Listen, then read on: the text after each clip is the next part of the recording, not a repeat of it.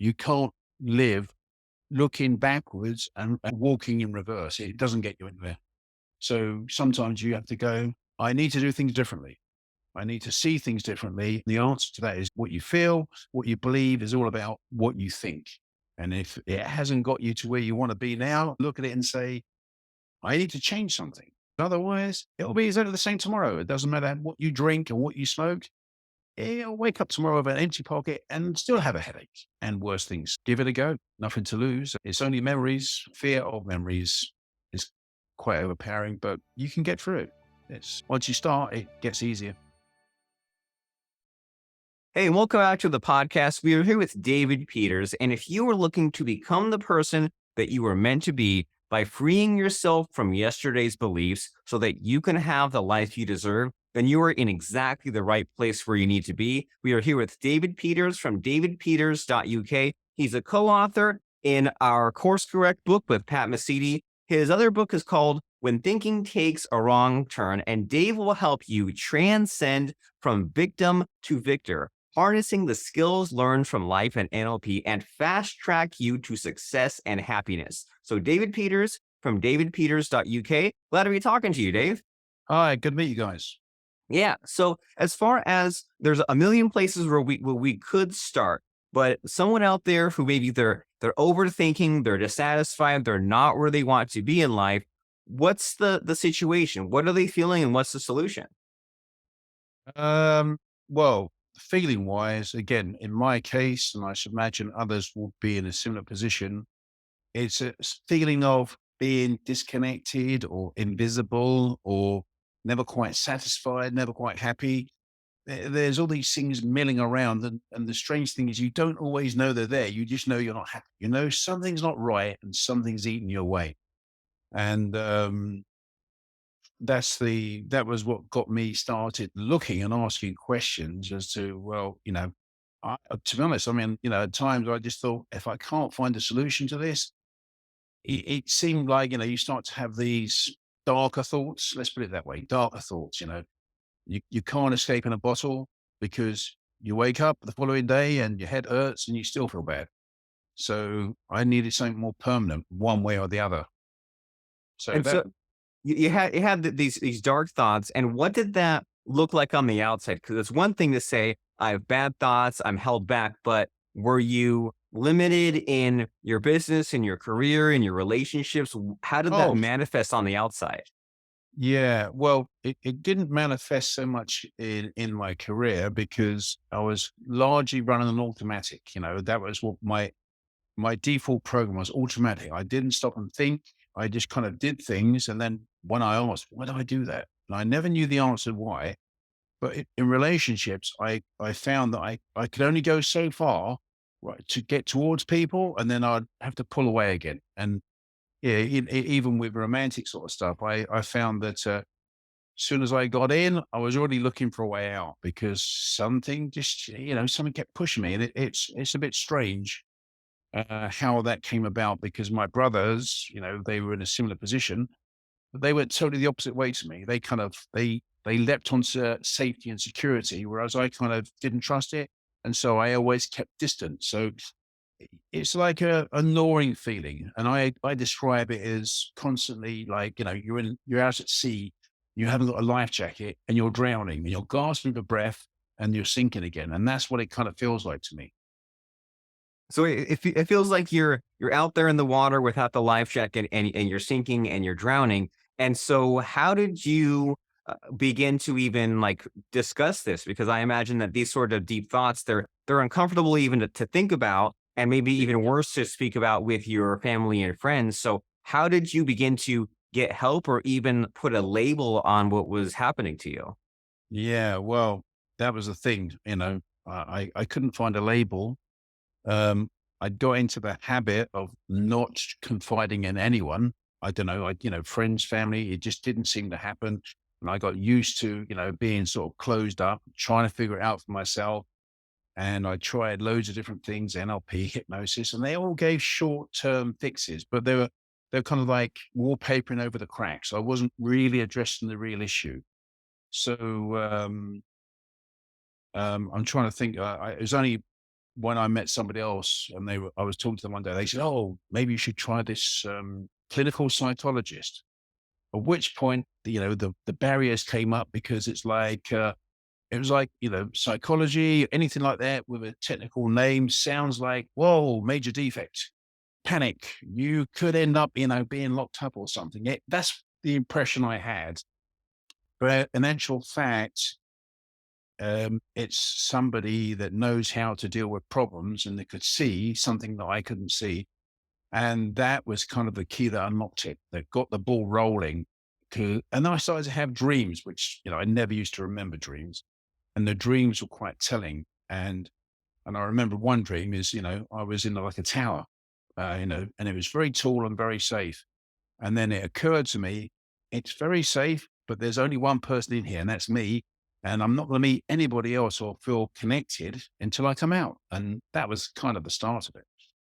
And so what do you think is the lesson there? Because it seems to me like it's like redefining what your goal is, right? Because at first you say, well, I'd like to kind of just be isolated. That's my goal. But then you say, well, the result of that is then I'll be really lonely. So maybe Yeah. it's time for a new goal. And so like how did you readjust that? Because as you began opening up to the clinical psychologists, I'm sure they have like techniques and things like that. So what were the first steps towards your recovery?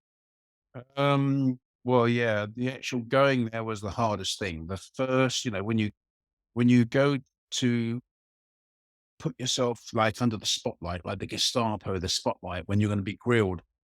Um, as I was driving, I deliberately picked somewhere quite a few miles away from where I lived.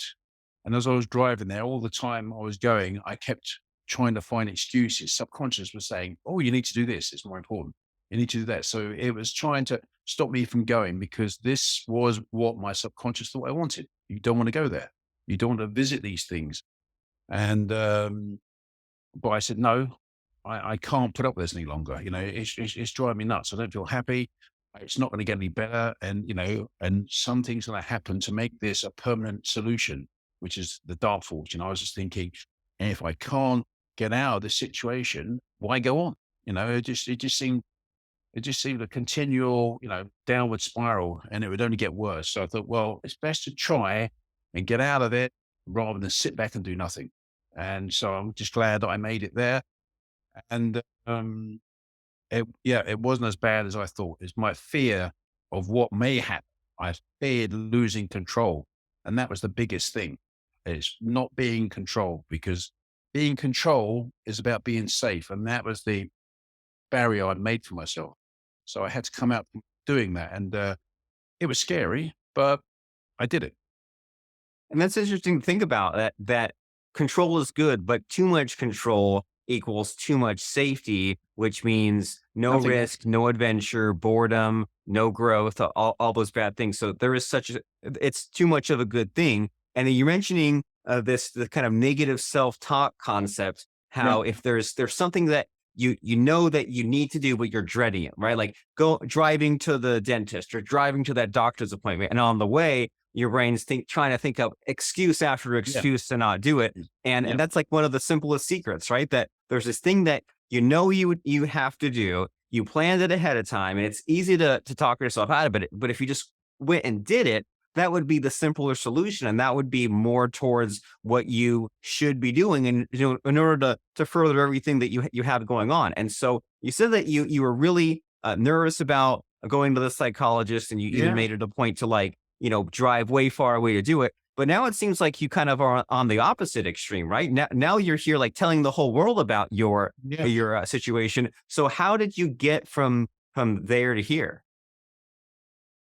Um, well, it's like everything else. Once you face your fear, and again, this fear was what may happen. It could all explode. Pandora's box opens up and I lose control and everything else. But once you've done it a few times, you start to realize, well, actually, this isn't harmful. Not only is it not harmful, I'm starting to actually feel bad about the fact that, I'm like a pressure cooker and everything been building up inside. And this was an outlet to get these things out. And also what I found was by seeing this psychologist was somebody was put in perspective that I didn't have. Oh, yeah, well, that's not surprising. you did that. It's not surprising this was the, end result why you felt this way. And the thing that kind of she said to me, and I find it hard to believe that she said something to me, but what she said to me was, people with your background are either in jail or they're dead.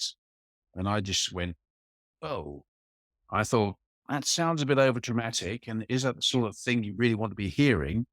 But I guess it's her way of trying to get me to see that, this wasn't something minor I've been through. It's almost like describing PTSD, but I'm not comparing to being on that level. For me, it probably felt like it, especially when it starts, when you're 4 or 5 years old, you kind of like, you're shocked. And then she was trying to just give some sort of perspective on it. So, but once it starts to come out and you realize, well, hey, this is not harming me, it's not as bad as I thought. It's a release, and it's a way of seeing things and realizing, well, actually, all it is that a lot of things that I've interpreted, some things I've seen the wrong way, some things I may have misunderstood, some things I've taken the blame for, which really aren't my doing. And it's kind of like, like a reset. It's kind of like, well, we need to get that out of the way, and then we can learn to see things differently. And that's what it comes down to. You know, your old memories, your memories keep you trapped. You remember something, a smell can trigger a memory, a sound sometimes can trigger a memory, and memories, they're kind of a collection of thoughts, emotions, and it's the emotions that you trap there that, little triggers take you straight back. But what you're remembering, you're remembering something. It's not happening now, but you feel like it is. And so the trick was to go back there, turf out the emotional stuff and get rid of it, turn it around so it looked different, in the emotional side, so it didn't keep dragging you backwards. And that's essentially what happened, in these sessions. So yeah, I got better at it, and now I just think to myself, no big deal. If people don't think this sounds good, I just think, well, okay, whatever. You make your own decision.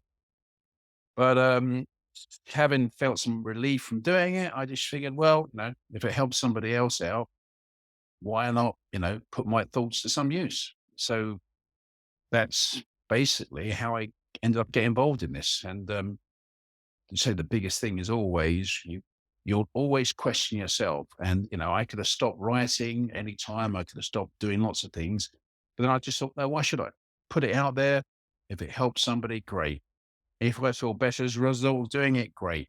No harm done. No big deal. People think it's strange, whatever. No big deal. That's fine. You're just expressing yourself. And this is interesting to think about, that there's that idea of working on yourself and fixing all these problems, and then also making it about more than just yourself, and kind of passing on the lessons you learned in order to, it feels good, but it's also more fulfilling because you're like, okay, it's not just selfish. It's kind of shortcutting the path for someone else. And then this whole idea of getting the perspective that there are many people out there. Almost everyone has it worse than you, right? If you looked Yeah. at the problems everyone else had, you'd be happy Yeah. with your own problems. But it's a little scary because then you also look at it and say, well, my situation could be worse. It's not, but that's kind of like a double-edged sword there, right? Where you think like it's not as bad as it could be, but then it could be worse. And then this idea that you're mentioning of the triggers, I think about that all the time. Like, I take my son to the playground every morning, and when I look at like the monkey bars and the ladders,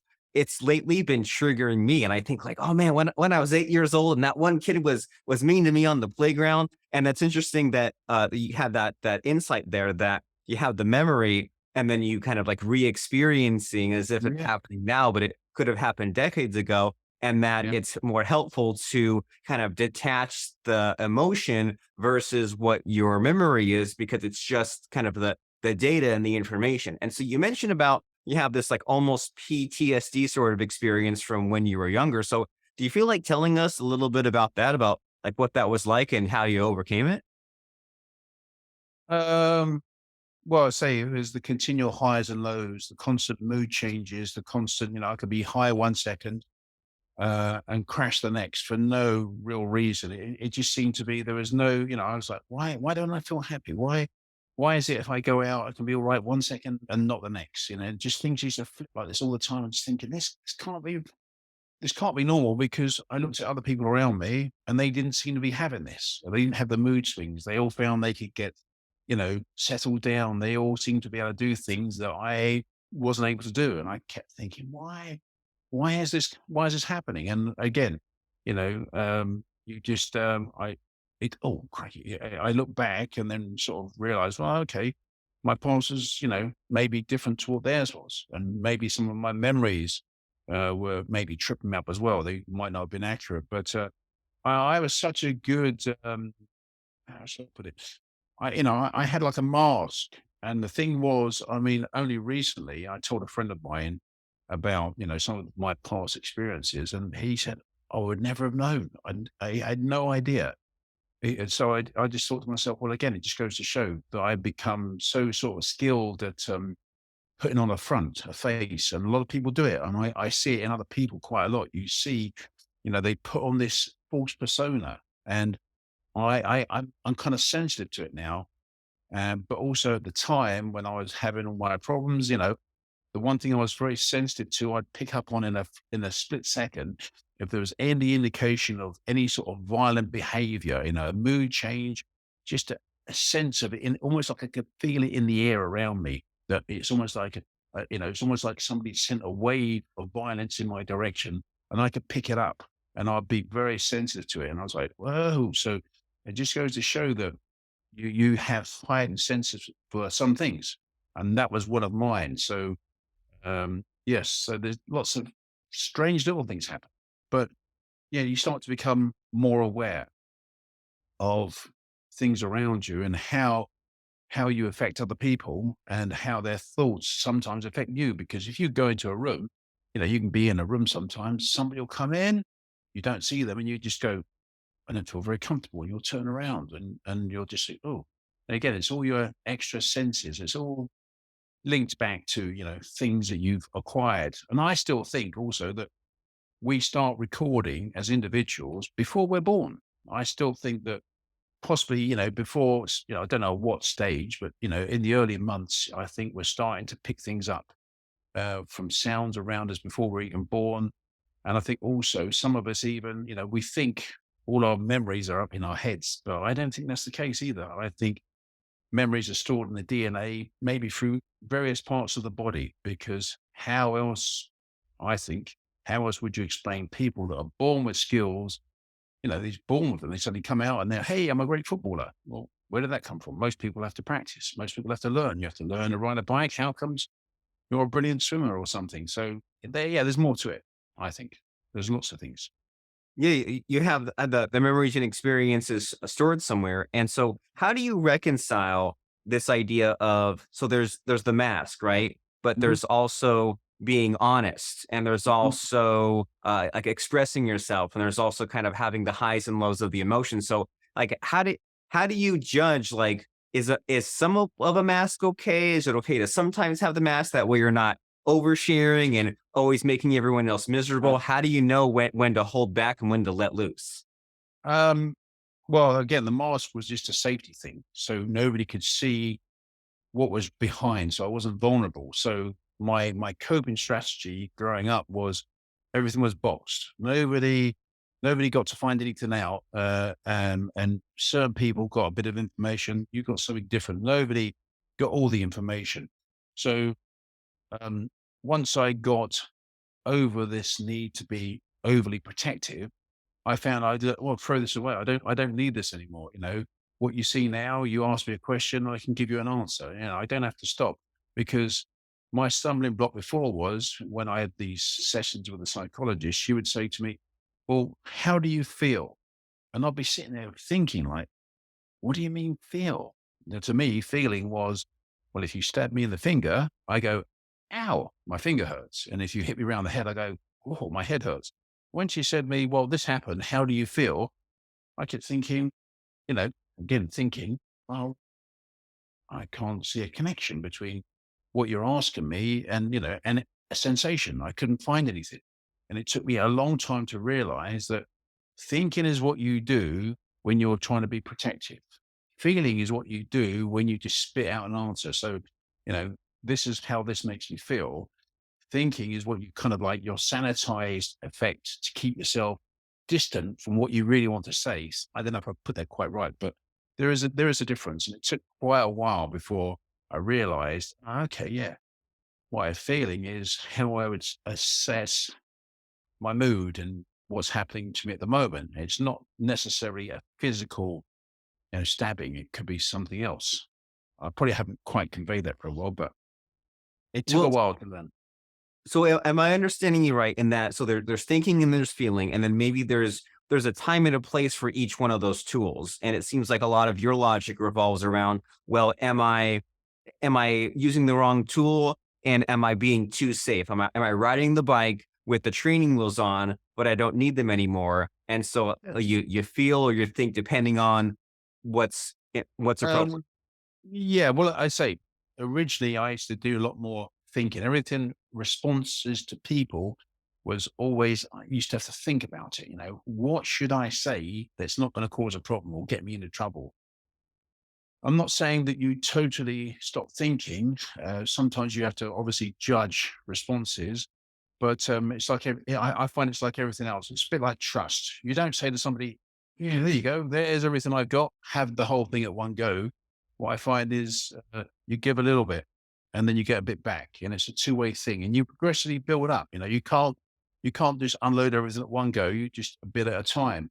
Piece by piece, and you gather the pieces. So it's the same with people as well. You don't just come out and spit out whatever you think. You give them a little bit and you gauge their reaction. And then you sort of start to figure out, well, okay, should I be having this discussion with you, or should I really be telling you what I think about this? Because you start to get a sense of when it's a good thing to do or not. You say, I'd never have made a politician if I went out there and told everybody, oh, I think you're a complete, whatever. So you have to gauge it. And it's a thing you have to learn to gradually interact by people's reactions, how they react to what you say. You sort of think, hmm. So it's always a little bit, and you progressively build up. Is the way I would say that I've had to learn to do things. And that relates back to what you were saying a few minutes ago about kind of considering the situation from the other person's point of view, and like, how are they reacting and what are they thinking about? And so kind of the visual that's developing in my mind is you have the cupboard full of food. And the Yep. way that you used to be was you're like, the cupboard's closed, I'm not dishing out any of the food. And the other extreme would be, let me dump out all the food on the floor. And you're saying that there's all the food in the cupboard and you could dish out a little bit. And then based on the person you're dealing with and the trust and the Or you give rapport them and the more. experience, you Yeah. could dish out more and more. But before it was like completely closed. You were not Yeah. going to dish anything out. But now over time you're willing to put Open that it. out Yeah. there. But again, it's like anything. Trust is a two-way thing. And I always say that, you can't keep giving to somebody and they keep taking. If they're taking, don't give anything back, then that's a reason I think not to trust them, because, it's everything. It's a sharing thing. If you're like working for somebody, if you're doing all the work and they're letting you do it, you just think at some stage, am I being taken for a bit of a sucker here? Is the way I'd look at it. And it's again like there are people, you have to build some trust. If you have to give them a bit of trust, they have to give you some as well. And if they're not, you start questioning, well, how much more do I want to give this person before I realize that maybe they're just taking advantage? So yeah, it basically say the whole thing is about having to learn basic skills like communication and how to deal with people properly. And say there are people that will take advantage, and some of them do it intentionally, and some do it and they're not necessarily aware of it. And again, you have to sort of gauge things. But I find, generally speaking, that with most people now, if you have, oh, sorry, I wasn't expecting that to happen. Just shut the noise up. If you have a positive outlook, I think you tend to attract positive people to you, because it's like, it's almost like you seek them out, they seek you out. I think it just changes, what you see, what you expect to come to you. So, yeah, it's quite, there's a lot to it. It's a shame you can't download people when they're, born. Here you go. Here's a complete download of how to interact with people, how to do things, how to behave, how to think. We don't get that, you know. And if you don't have a good teacher when you're growing up, then you end up with the same.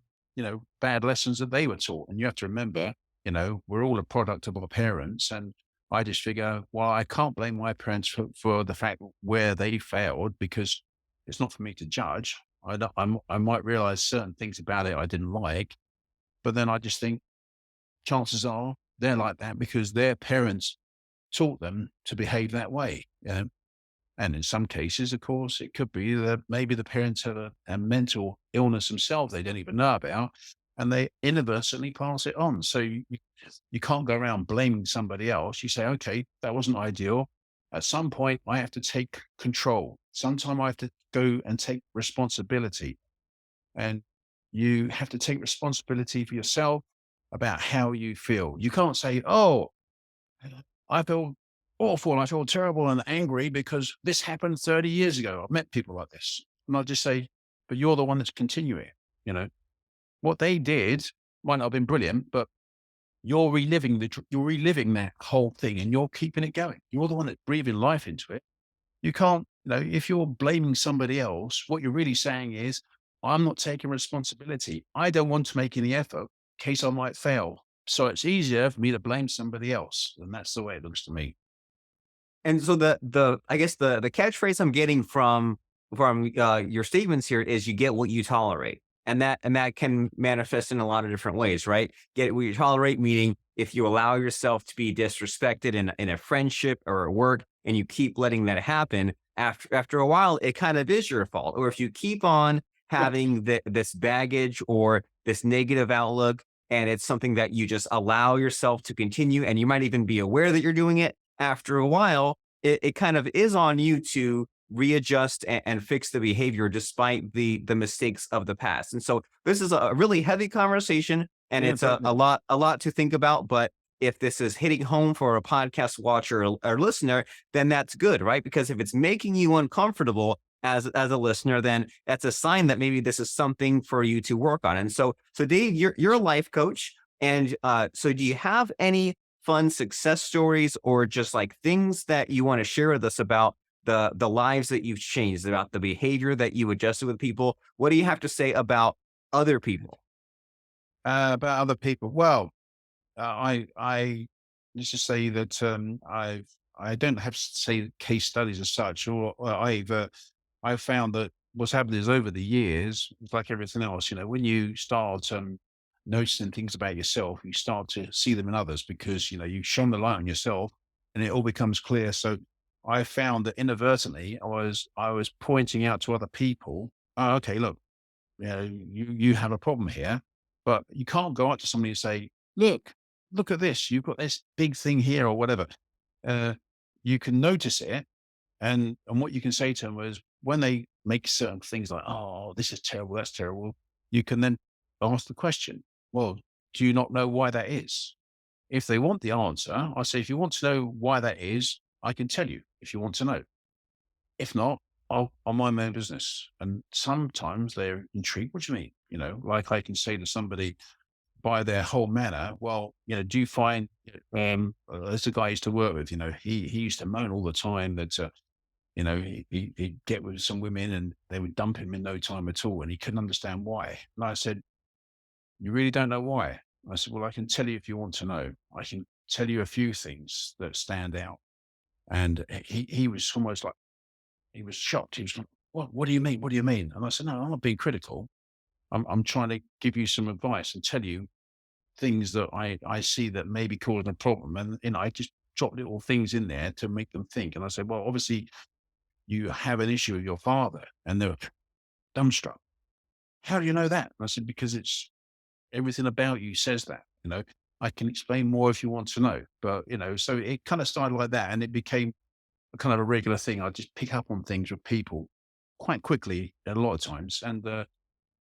And so, I just point them in the right direction, say, you can do this or you can do that. Choice is yours. But it kind of started like that, really. So I found that mostly I did it for people I know and for friends and stuff, and never really thought to do it, other than kind of like as a favor. But now I'm thinking to myself, well, I can reach so many people, but one thing I do know is nobody appreciates free advice Hmm. Yeah. because because, they'll sort of look at it and they, because it's not cost them in some capacity, they don't value it. So again, I draw the line. I could say I can tell you certain things, but there's only so far I'll go. But at the end of the day, everything comes and it stops with you. You decide what you want to put up with, what you want to do about it. And but if I'm going to dedicate my time to help you out, again, it's still my time. And if you're not going to value it, then I'm not going to do it. And so I try to throw a hurdle in there. And if it's a cost value of some sort to them, it'll make them stop and think, do I really want to make the effort or not? And if you want to waste your time, you can. But I'm not going to let you waste my time because I've got enough things to do. Thanks all the same. So sometimes you've got to be kind of quite hard about things because otherwise people just come in and take a bit and walk away and it will still be your fault. It'll never be their fault. So you just say, well, there you go. So cost, I find, is a big influencer. Well, and these are some interesting insights. So just to kind of recap to make sure I'm mentally digesting what you're saying, there's that concept of the thing that you notice in other people might be something that you hate about yourself. If Quite it's some often, quality that you keep noticing, and so that alone might be a reason for some introspection. And then something else that you mentioned there is this idea that not everyone is interested in your opinion or your advice. It might not be welcome. And we've all been there where we just didn't want to hear it, or we said that, I'm aware of this problem, or it's not a priority for me, or I'm not looking for advice. And that's a really important thing there. It's just seeing if the advice is welcome. And then the other insight you mentioned there is whether or not you have skin in the game. And that, yeah, if you get free advice, you might not even really take it, or even like some kind of project. Like, for example, you're co-author with that book with Pat Mesiti, and you paid to yeah. be in it. And if it was just free, who knew if you would have taken it seriously, right? It would have been more like a hobby and not so much of a business. So if this is a real problem, if this is a real thing to focus on, then put some skin in the game and pay some money for it. And so how do people pay you money, Dave? What's the next step as far as this life coaching process, and what's the website, and what does someone do as far as a next step if they've listened to your advice and they want to do more? Well, I'm almost finished. I've been writing out like a course, so I had to have like a script so I can try to follow to deliver enough information without too much repetition. So I'm just about finished putting that course together, and then I'm just going to either do an audio or possibly even a video, depending on my ability to record, because I'm not exactly equipped. So once I figure out how to do that, I'm going to put the course on the website. And the idea of that is, well, it'd be much along the lines of what I've been talking about, but try to target, this is what you need to look at. This is what you may have experienced. This is how to approach things. So I touch on other areas like, learning communication skills. It's not just body language, it's communication, not just gestures and expressions, but also other messages you give, and also people pick up on your frame of mind. You go out of bad mood, people notice it. It's not just they don't have to see you looking glum. Sometimes you can feel it. It's almost like a ripple. I think thoughts are like you drop a rock in a pond, ripples go out. I think thoughts are like that. They don't stay with you; they go out, which is why sometimes you think that person makes me uncomfortable.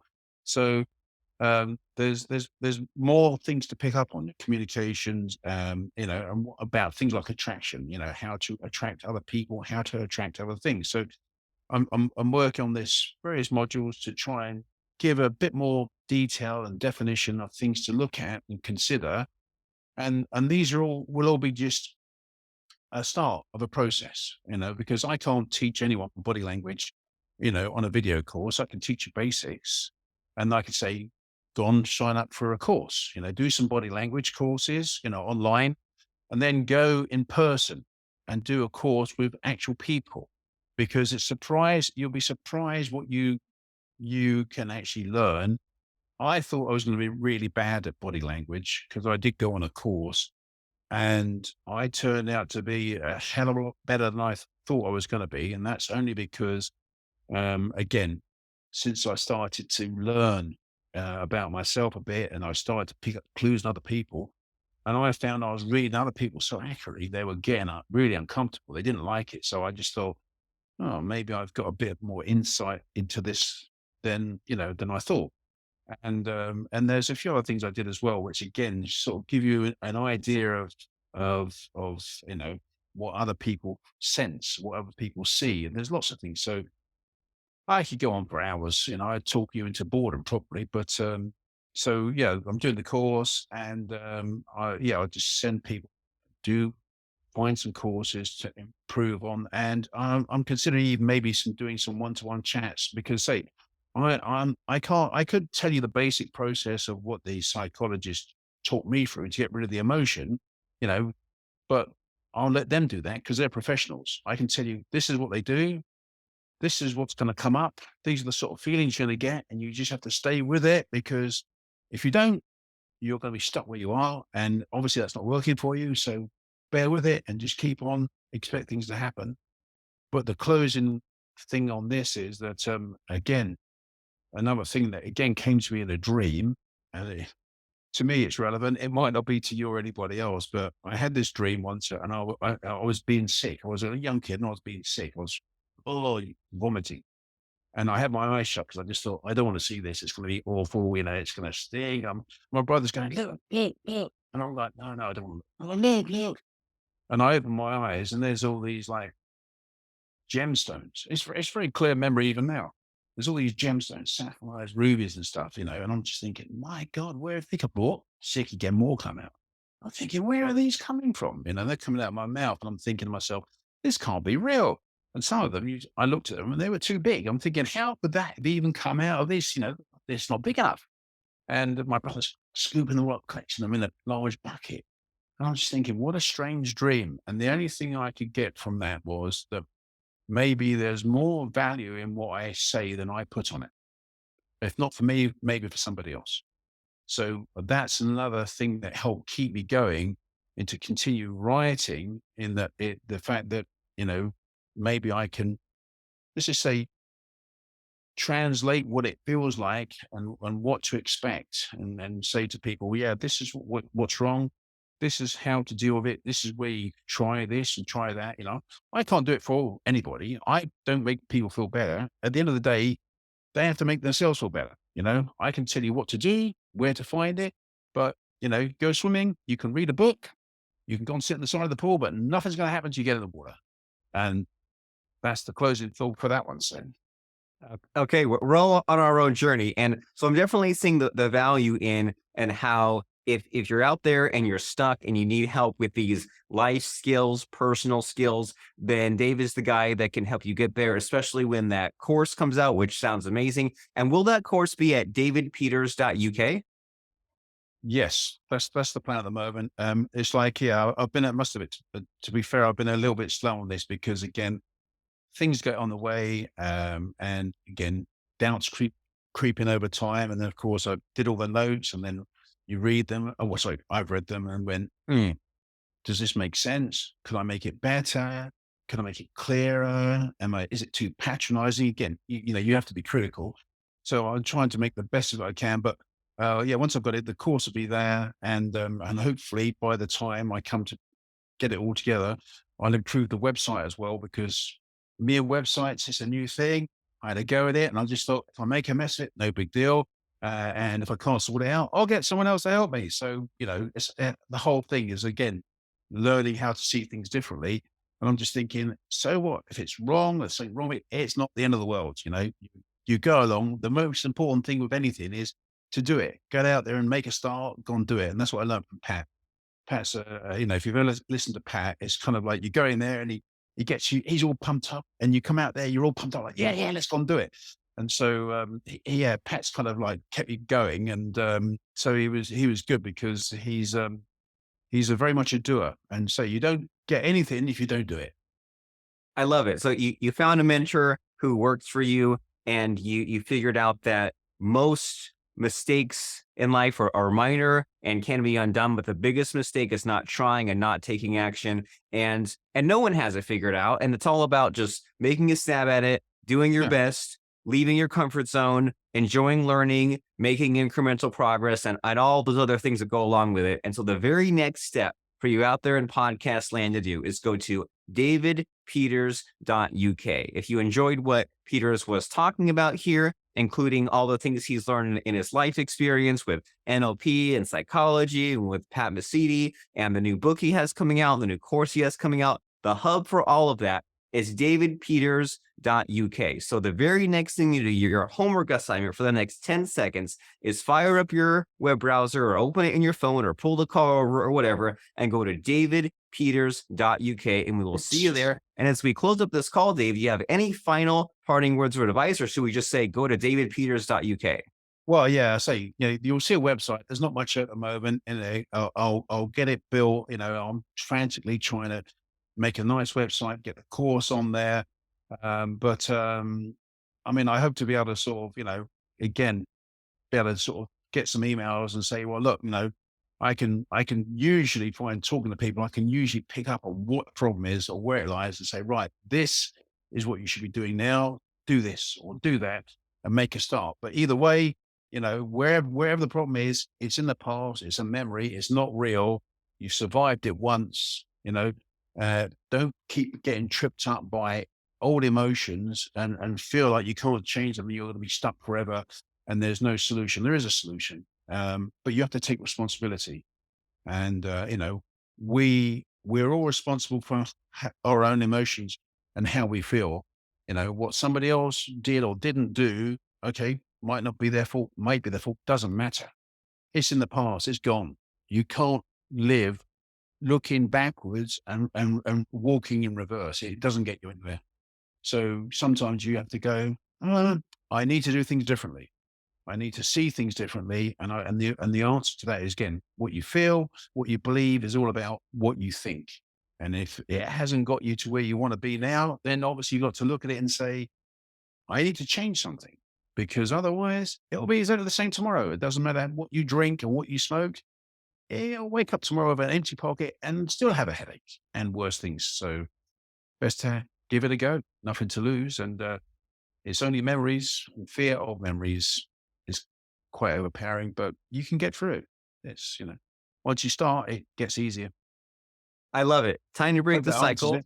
Yeah, and what a great message, and what a inspiring thing for us to think about. We talked about a lot of kind of real deep psychology and things that need to change in a lot of lives. So Dave Peters from davidpeters.uk, go there right now, and we will see you there.